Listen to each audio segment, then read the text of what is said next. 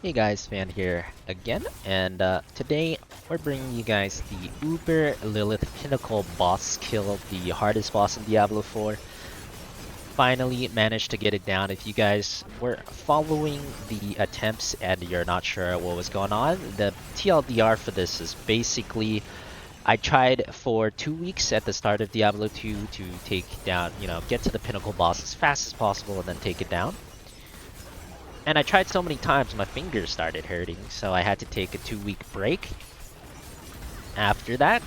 And we just started trying again after those 2 weeks. My finger was feeling better. Today we started trying again. We have much better equipment, much better understanding of the fight, and we did in fact finally manage to take this Lilith down. So here's the recording of the fight. Actually did it off stream, which is why we're watching the recording of it. But if you guys want to see my gear or my Paragon, I'll have all of that at the end of the video, so you can check that out. Now the starting part of this fight is usually pretty fast, especially for a Poison Imbue rogue. You can get her down 50% pretty quickly, and she spawns some ads. She has very predictable patterns here. Attack patterns in the first part, it's usually pretty easy to dodge. We're already in the second ad spawn phase here. The way I like to dodge this is by going to the side and then using the dash to avoid the waves here. If you guys want like a full guide on how to beat every mechanic of the boss fight, let me know in the comments. I might make one of those if enough people want to see it. But yeah, you can see we get rid of the ads pretty quickly there, and we can go back straight on Lilith. This is one of the wave spawns where you can just dodge it by kind of going in a circle, which we did there. Never want to go too close to the edge in this kind of scenario, because sometimes if you're too close to the edge, she can spawn the blood boils outside. So during the blood boil phase, which is like right now, always try to stay closer to the center. And during the wave phase here, we go to the edge to bait the waves, so we can dodge it a little bit easier.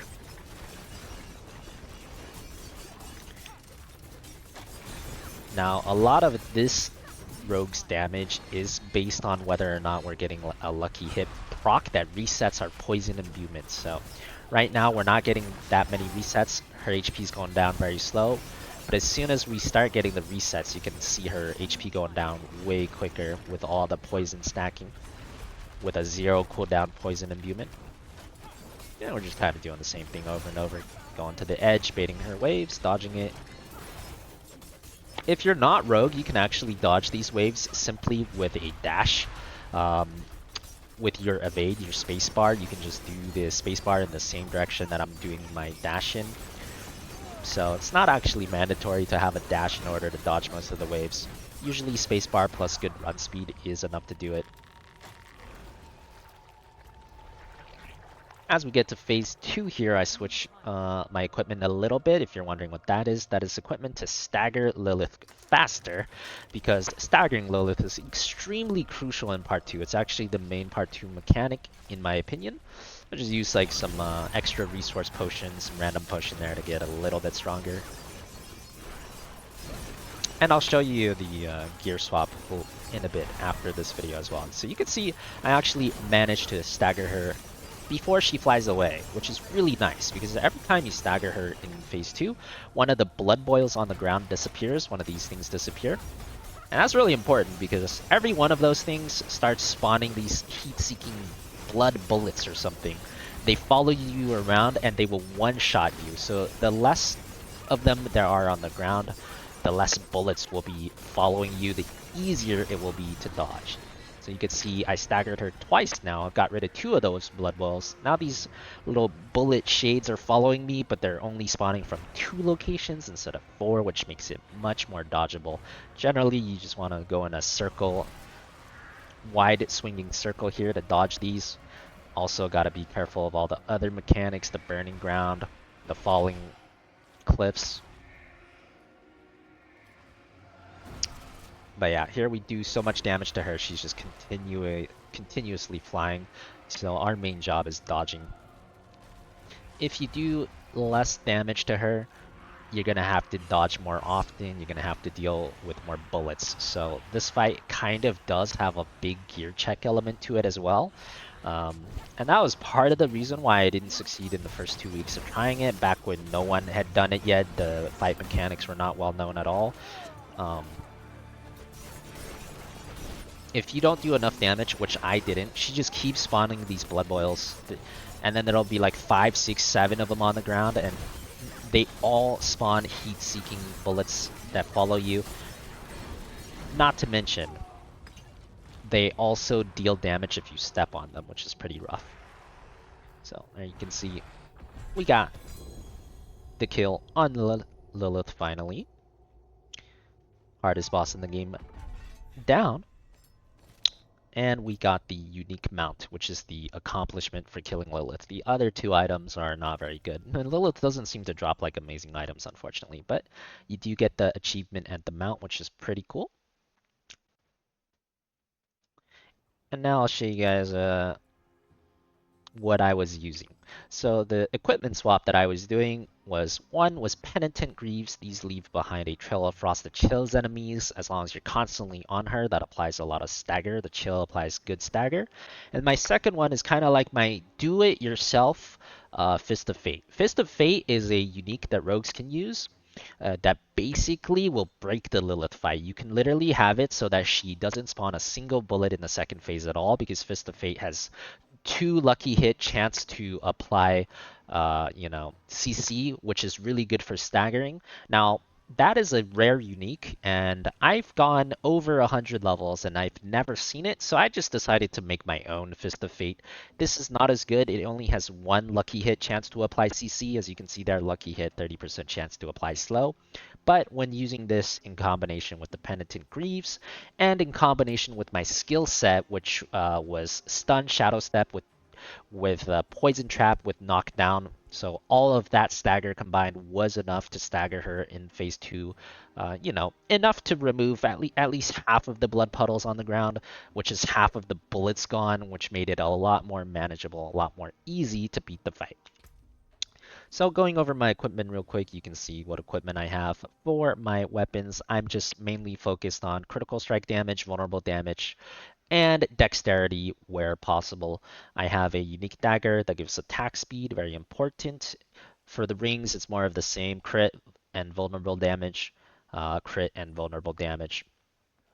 Most of my gear for the legendary affixes is focused on my imbuement skill, because we have this critical imbuement skill where every time we crit, there's a chance that it resets, that it spawns a pool, and while we're in the pool, Poison Imbuement has no cooldown, no charge limit, which is absurdly powerful. This is how all the rogues are taking down Lilith. This is where all your damage is. It's still not nearly as good as like a maxed out Bone Necromancer, but it is pretty darn good. So the imbuments here, we have Imbuement Explodes, Imbuement has no cooldown, Imbuement has extra potency, so that's the legendary effects we're doing. I have Twisting Blades on my ring, attack speed on my bow.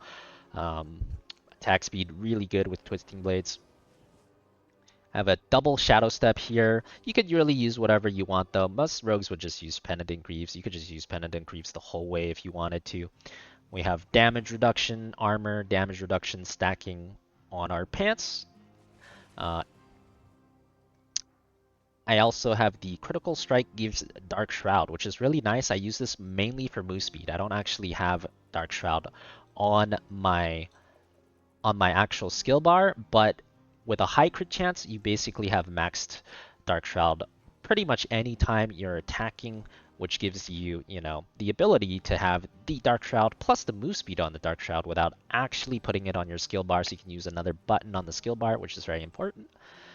For my damage gloves, we just have Edge Masters. We have a vulnerable chance to daze here. This is just to apply even more stagger, and the actual stats are a lot of damage reduction so we can survive. And on the helmet, we have the best defensive legendary aspect in the game, which is gain armor.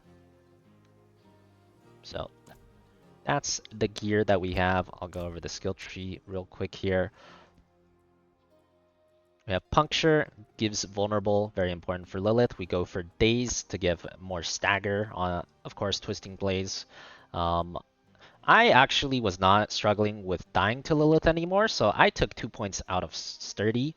If you are struggling with like the damage at all, if Lilith, her non one-shot attacks are doing too much damage to you, you can put 3 points into Sturdy. 3 points into Siphoning is a must for basically any melee rogue. We have the stun upgrade to stagger her more for Shadow Step, dash very useful for dodging, weapon mastery, Exploit, Malice, these are the three best passives that Rogue has. Definitely max all three of those. Ton of damage. You can see I have the move speed upgrade for Dark Shroud, which gives me move speed even though I don't have it on my bar. My legendary affix gives it to me.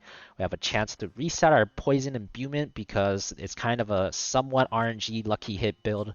You really want your imbuement to be proccing the infinite cooldown, so anything that helps with that is really nice. 12 points into poison imbuement, of course. This is our main course of damage.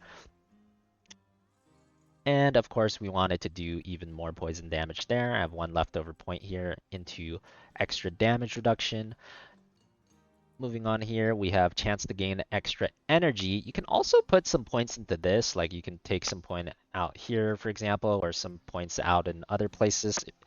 This one is actually pretty good as well, and it would function similarly to this one.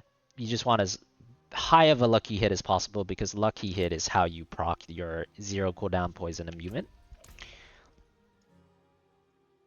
And then I have 3 points into haste, really, really good. The move speed in particular will help you a lot in dodging the bullets in the second stage and dodging the waves in the first stage, but 15% attack speed also really nice. Close quarter combat, I've been using this forever. They literally buffed it last patch, so it's even better now. It makes your damage way, way higher. 20% attack speed, amazing. And whenever you stagger Lilith, you're going to do 30% extra damage to her, so it's going to be really good as well.